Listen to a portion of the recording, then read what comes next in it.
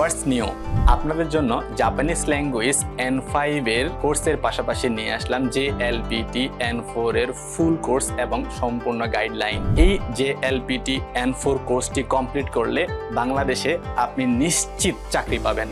চাকরির ক্ষেত্রে সর্বাত্মক সহযোগিতা লিড একাডেমি অথবা আমি করব।